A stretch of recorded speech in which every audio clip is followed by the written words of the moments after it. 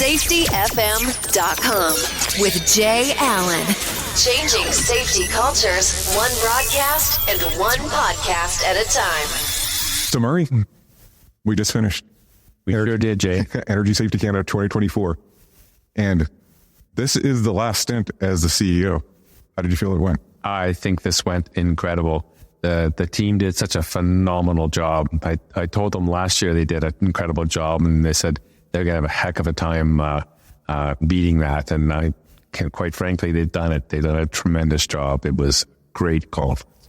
Well, with it being a great conference, I've had conversation with several of your staff members, and in talking to them, they have told me several different things when it comes to your leadership. You're a true leader, innovator, visionary. This is what your staff says about you. And it wasn't that that they knew I was ever going to use any of this information, but this is the thought process of what they have. They're here to make sure that you're successful in what you're doing. How does that make you feel like a leader? Well, that's a pretty positive response, but you can only do those things and be thought of that way if you've got an incredible team that's actually delivering it. Well, your team, I'll say they're first class. I mean, and I'm not saying that because we're here. I've had the privilege to interact with a whole bunch of different people. And when I look back and I look at what you guys do here at Energy Safety Canada, I'm just amazed in regards of interacting with Amy, interacting with Gord, just the information and how things are structured and done and planned out. I'm just amazed. Here's all the sound effects that you wanted. But it's dealing with the leadership that you've established and the team that you've built. And you've done this over the 7-year time frame that you've been involved here. How did you do this?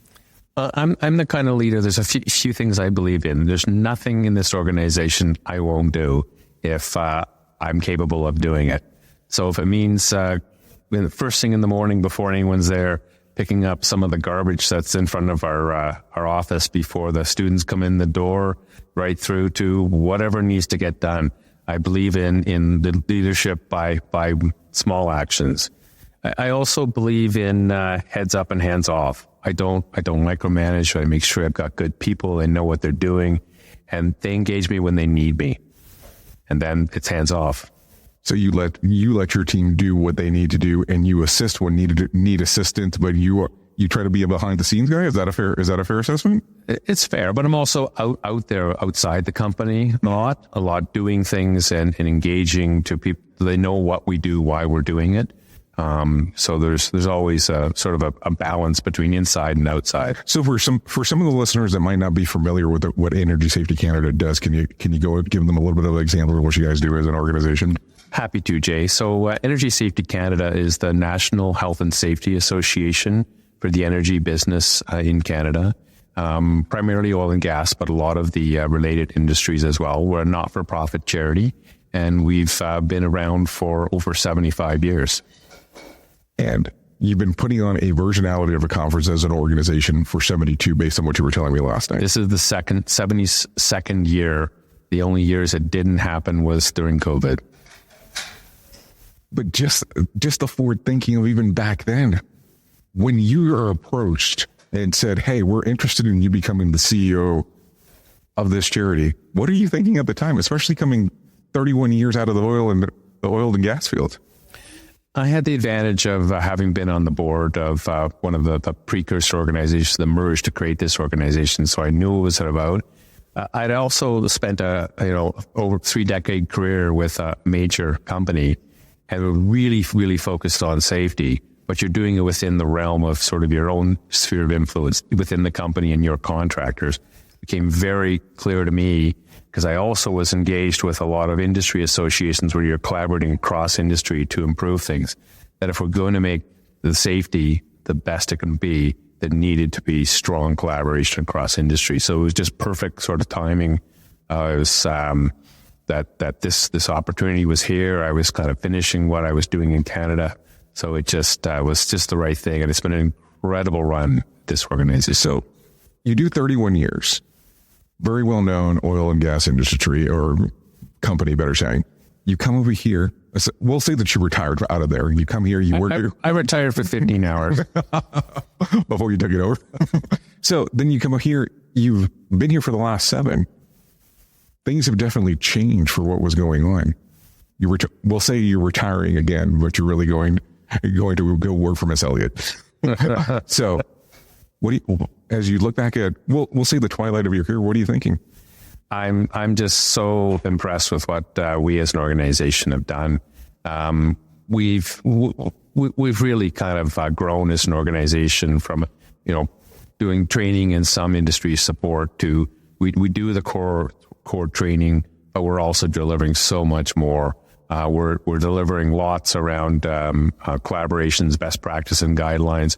But what I'm probably most proud of is the work we've done to bring innovative thinking from around the world to help our industry improve, and specifically human and organizational performance, high reliability organizations, some of those thinking, and really fostering that by putting communities of practice and having companies come together and individuals who are specialists in this to share and learn from each other. And as I look at it as what you're doing as an organization when it comes to the HRO stuff and the HOP stuff, in particular, you're really leading Canada in regards of where they need to look, what they need to be focusing on. I was sitting here yesterday doing an interview, and somebody was talking about psychological safety, and they said, look at this particular room. There was about 300 people in the room at the time. 295 people raised their hand knowing and hearing the term of psychological safety. And I can tell you, I've been to conferences where people I have no idea what you're talking about. So this forward think that has been put into place by your organization, how do they know where to look? It's one of these things that they really have the heartbeat of what's going on in the industry. How does this happen? Is this planned? It's very, very much planned, Jay. So we, it was actually part of the strategy that I got that had been put together in 2015, 16, and I didn't come in until 17.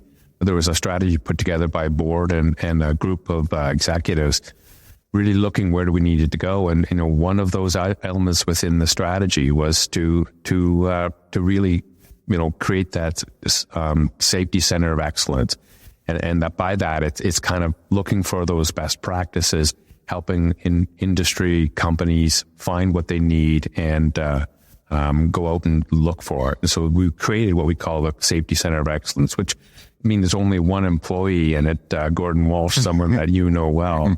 But it's also a lens that we look at a lot of our activities on. It's not just the one individual. A lot of people are engaged in that. And that's really about finding those best practices and thinking forward and getting some of the thought leaders globally to help us to understand.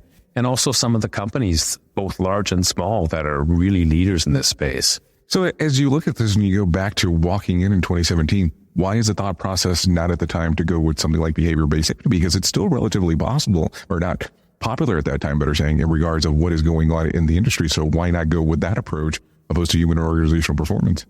So I've been a vice president of health and safety at a major company. And so I'd seen all of these practices and things.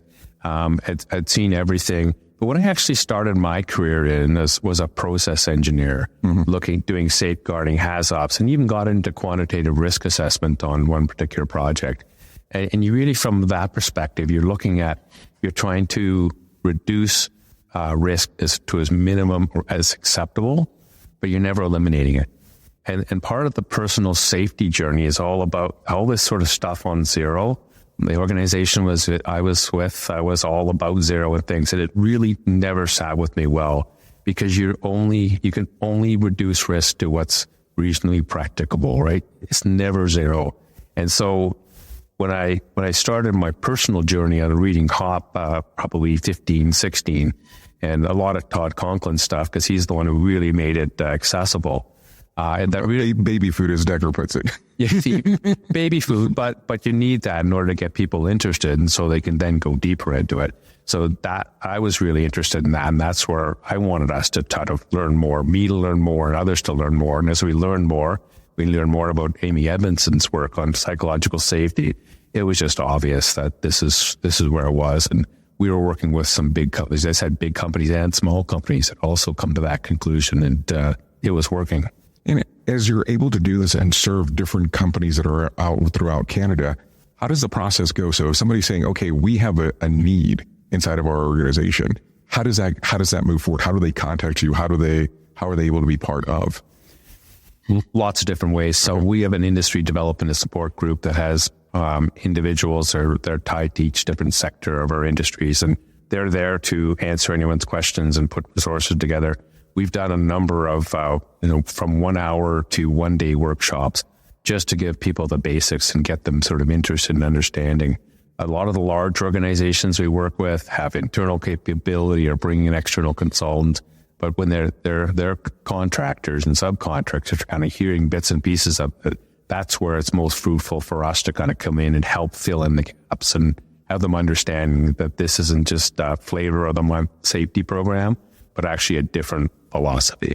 But when you also, almost when you look back and take a look at this, you have to realize the influence that you're having, not just in the industry, but all over Canada, just by the work that you're doing. Yeah. And it's not an ego moment, but it's almost a humbling moment on how you're able to ebb and flow within this particular industry and how to have that influence. So how do you sleep with that kind of pressure at night? I'm just pleased by it. Like, we're getting regulators that are actually really getting interested in this and recognizing that where their role is in accepting that error is normal and looking at things differently. We're working with a lot of companies outside our traditional bounds into manufacturing and things, because this is the place they can come to find the community of practice, find the others that are doing it. So we are not experts in any of these fields. Where we are experts is in bringing people together, leading the collaboration, getting people to find other like-minded people to learn and grow with. Well, and I've been amazed because I've been looking at the different sessions when you had the concurrent sessions going on at the same time. There's a little bit of everything here. There was two young gentlemen that were down the hallway, and they were talking about leadership from their particular aspect of being out in the field. There was a gentleman here that was talking about that he's a behavioralist. This is what he said that he was, but he was trying to how to operationalize HOP. So even though you're going with subject matters related to HOP, it's not limited to one thing. So how does this mindset come about of this is how we're going to do it, and you're opening the door to so many things, and there's not the limitation? Because I've been to conferences where this is the only subject matter, we're not touching anything else. Why be so open and be so willing and to some extent vulnerable and being able to do? It's really about there's so many facets of where we need to improve or how we can improve. This is about expanding people's thought processes, mindsets, and we carefully curate, we, meaning Amy Kruger, as you know, along with Gordon Walsh, very carefully curate the great bad networks. I carry the term I read. Very carefully curate the speakers and the content to really speak to a really broad audience that we have and really be, I think, quite impactful. And this particular conference, there was a lot of references to some big plane accidents that occurred. Well, I'll word it that way, just to be on the safe side. Was there an intentional focus on this? Or just kind of just work out in that format? Because there was two pretty big presenters that talked about this in very good detail, in very great detail. Yeah, it wasn't so much intentional as it's certainly been recent topical, and it's a way to look at sort of systemic and detailed failures from a different lens. So you're not looking at your own industry; you're looking outside, but you're looking at something that when you reflect on the same systemic drivers of what leaders want and kind of how that changes all the way down through the organization, right through to the ongoing operating pressures at the bottom line. So it was a good way to kind of get people thinking about, and once they reflect on just how does this apply to their organizations. So there was a particular plane that there was a reference during the last session. Are you reconsidering any flying anytime in the near future? Well, I don't have any flights booked, but they will certainly come into my planning. So give me the thought process here. We'll say you're a few months out in regards of retiring. What happens the first day of retirement? What's the plan?